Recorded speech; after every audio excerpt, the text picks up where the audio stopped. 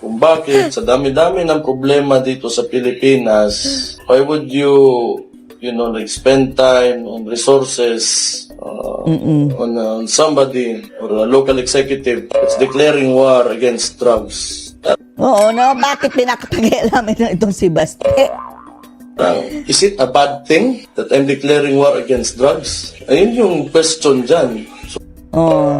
Kasi sabi ng PNP chief si PBBM na wala nang war on drugs nga, Baste. Bakit nag-war on drugs ka daw? Oh. Tapos sabi ng PNP chief, huwag magparamihan ng huli. No? Bakit hinuhuli? Bakit sobrang allergic sila sa platform na yan? Allergic? It was a popular platform by the Wala former natin president. bakit, no? And it still is a popular platform. Because the question is, sino ba gusto maging pangag o gusto maging kamag-anak mo